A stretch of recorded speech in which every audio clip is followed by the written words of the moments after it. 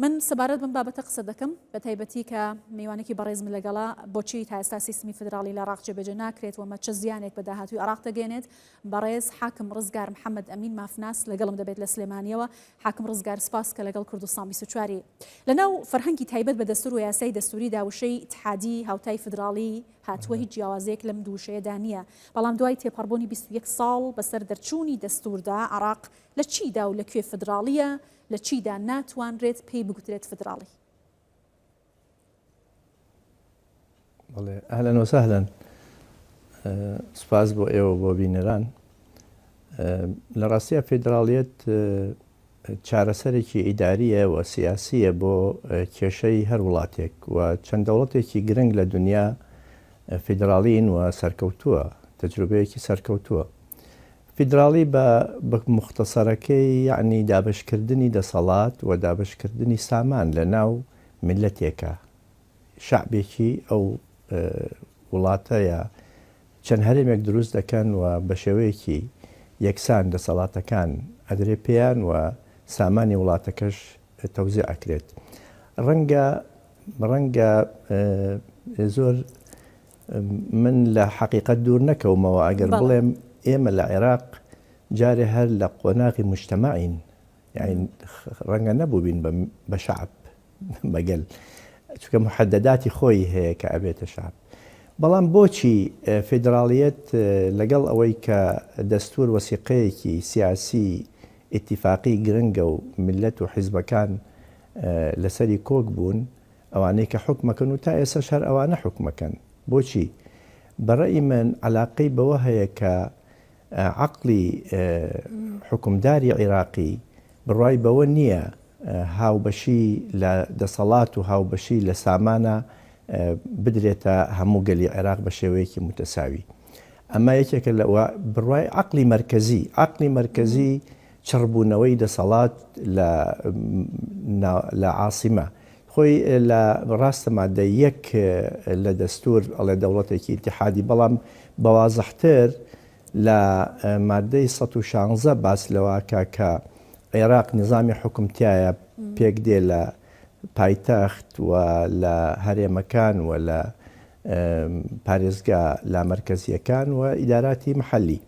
ئێمە لە هەرێمەکان تا ئێستا ئەوەی کە جەنابەت شەرحێکی زۆر باشت کرد، ئەتوانم بڵێم ینی هەر پێویستیشی ناکرد کەسیکە بانکەیرەوە لەو سەر ئەو شەرحی جەنابی خۆت. ئەمان بۆچی هەرێم دروست نابێت لە عێراقا؟ هەرێمی کوردستان منەتی ئەو دەستورە نییە و زادەی ئەم دەستورەش نییە کە هەیە، بەس ئەو دەستورە ئیقراری کرد، ئەینا خۆی هەبوو هەرێمی کوردستان. لە ڕاستیە خۆتان ئەزانەوە لە 92ەوە هەرێمی کوردستان هەبوو، بەڵام هەرێمیکە کە دروست نابێت لەبەرەوەی ئەو عەقڵە مەرکەزیەی کە هەیە لە عێراقا بڕوای بەوە نییە. طبعا ئەمە هەندێک سەبەبی وەهمی هەیە کە دروست ئەڵێن وڵا عێراق تەقسیمە بێت، وڵا عێراق سیادەی نامێنێ، وڵا عێراق لەوانەیە شەڕی قەومی یا شەڕی تائیفی یا شەڕی مەذهبی تێدا دروست ببێت. لە ڕاستیە ئەوانە وەهمن و ڕەنگە دەوڵەتێکی فیدراڵ حەلی ئەو کێشانە ئەکا کە خۆی ئێستا لە عێراقا هەیە. بۆچی سیادەی عێراق لەکوێ ئێستا؟ بەو مانایی کە سیادە بێت و دەوڵەتێکی تەواو سەربەخۆ بێت. ئەمە خەتای فیدراڵیەت نییە کە سیادەی نییە، خەتای نەبوونی ڕەنگە فیدراڵیەت بێت یان جیابوونەوەی مەذهبی لە عێراقا بەردەوامە و نەبوونی مساوات و نەبوونی عەدالەت بەردەوامە.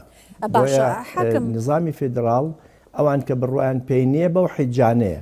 بەڵێ جەنابی حاکم، بەڵام ئایا عێراق بۆچی نەیتوانێتەوەی کە لە پێناسەی وڵاتێکی فدراڵی لە جیهاندا هەیە کە کاتی عێراقی نوێ دامەزرا وڵاتان کە عێراقیان ڕزگار کرد پێیان وا بووی تر ئەمە نمونەیەکی جوانی دموکراسی و فدراڵی لە ناوچەکەدا دەبێت، نەیتوانیوە هەڵگری ئەم پێناسەیە بێت؟ ئایا عەقڵیەت لە عێراق وای کردووە کە ئەم بابەتە زاڵ بێت بەسەری داوەکو حکوومەتێکی سنتراڵ و ناوەندگرا و مرکزی مامەڵە لەگەڵ پارێزگاکانی دیکە و خودی دەستوریش بکات؟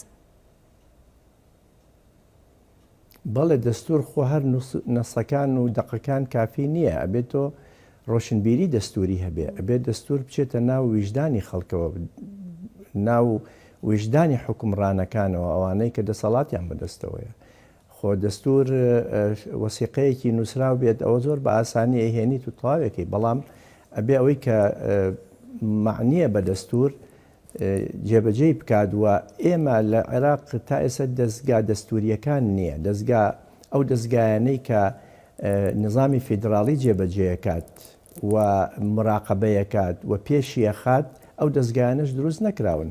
تۆ مەجلیسی ئیتیحاد یەکێکە لەو دەستگایانەی کە بەشێکە لە دەسەڵاتی تەشریعی ئەوە بۆ تەمسیلی هەرێمەکان و پارێزگاکانە، بەڵام تا ئێستا ئەوە خۆیانی لێ نادەن دروست نەکراوە تا ئێستا. ئەوە بۆ ئەوەیە کە تۆ زمانی مافی هەرێمەکان بکەیت و حتا خۆی لە خۆیشە ینی بەهەڵە مادەکە وا دانراوە کە هەرێمەکان ینی مەجلیسی ئیتیحاد مەجلیسەکە بەو ناوەیە بۆ هەرێمەکان و بۆ پارێزگاکانە بۆ پاراستنیێوانە نابێ مەجلیسی نواب لە ڕاستیە ئەو قانونە دەربکات.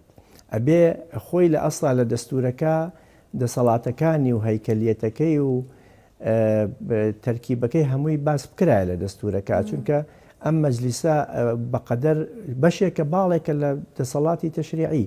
ئەگەر باڵێکیان باڵێکیکە دروست بکە ئەوە معنایەکی نییە. بە تایبەتی ئەم مەجلیسی ئیتیحادە گرنگە، گرنگیەکەی لەوەیە کە تۆ ئەگەر بتەوێت دەوڵەتی فیدراڵت هەبێت دەبێ تەمسیلی ئەقالیمیش لە مەجلیسێکی ترا هەبێت کە قسەیان هەبێت کە بە پشێوەی متەساوی. بەڵام ئەمە نقطەیەک. نقطەی دوو هەمیش کە تۆ مؤسساتی فیدراڵی دروست نەکردووە، حتا محکمەی ئیتیحادیش بۆ مانایە دروست نەبووە کە لە دەستورەکە باسکراوە. ئەمەش کێشەیەکی ترەکە بێت تۆ ینی دەردی عەرەب بەڵێ یوداوی الناس وهو علیل، ینی خۆی خەڵک چارەسەرەکە و بەڵام خۆی نەخۆشە.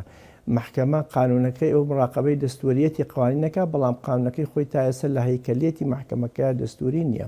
دواتر تۆ هەرێمت دروست نەکرد، باشە هەرێم دروست ناکەی یعنی بە تەواوی بڕوات بەوە نییە. وەکو ینی حکومدارەکانی عێراق، ئەحزابی حکومدار و تەکەتولاتی حکومداری عێراق لە ڕاستیە بڕوایان بە فیدراڵیەت ببوایە، ئەکید ئەبوایە ڕێگەیان بدایە بە دروستبوونی دەستورە هەرێمەکان. خۆ بەسرە دەمێکە هاوارەکات.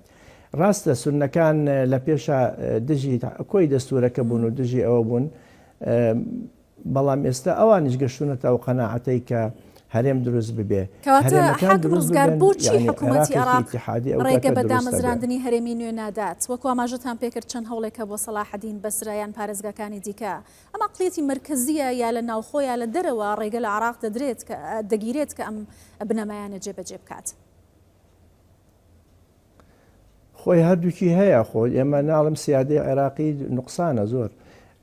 بەشێکی لەوانەیە دەوڵەتەکانی دراوسەیە، دەوڵەتی هەندێک دەوڵەتی عربی بیان لە کاتێکا تەجروبەی دەوڵەتی عربی سەرکەوتوو هەیە لە کە ئیتیحادیە، مەسەلەن ئیماراتی عربی دەوڵەتێکی سەرکەوتون و خاتون بۆ زانیاری جەنابیشت عێراق هەمیشە فیدراڵ بووە لە دروستبوونیەوە لە زمانی عوسمانیەکانەوە پێش عوسمانیەکانی، چونکە ویلایەت بووە. خۆ عێراق لە چەند ویلایەتێک پێکاتەوە، ویلایەتی بەسڕە و بەغدا و مووسڵ یا ویلایەتی شارەزور.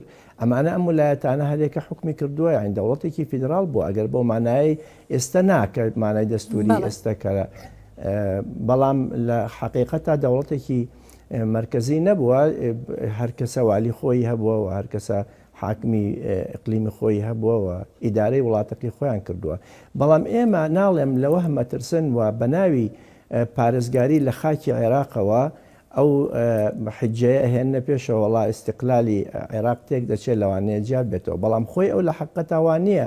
دەستورەکە کە بوو بە دەوڵەتێکی ئیتیحادی بە فعلی بوو بە فیدراڵی، ئێستا دەوڵەت بە دەستورە ئەو دەستورە خۆی تایەتی ئەڵێ بێ سیادەی عێراق بپارێزرێ. خۆ تۆ ناچی ئەو کاتەکە هەرێمە دروست کرد هەرێمەکە ناچێت نیوەی دەستورەکە جێبەجێ بکە و نیوەکەی دروست جێبەجێ نەکە. ئەو کاتە هەرێمەکە ئیلغا بێتەوە. قەیچێکە ئیلغای کەرەوە بڵێمە نەسی قانونی محکمەی ئیتیحادیە توانێت ئەو کاتە ئەگەر ئەو بیری لەوە کردەوە مەشروع نابێت، شەرعیەتی نابێت. بەس ئەمە هەمووی لە ترسێکەوە ئێمە ڕاستی ئینسانمان ئیهمال کردووە. لەم عێراقەیە ئینسان مرۆڤ ئیهمالەکرێت بە ناوی خاکەوە. لە کاتێکە مرۆڤ پێویستی بە ژیانێکی ئاسوودەوە، ژیانێکی فراهەمکراو لە ڕووی مالیەوە، لە ڕووی سەحەتەوە، لە ڕووی خەدەماتی هەموو جۆرە خەدەماتەکانەوە.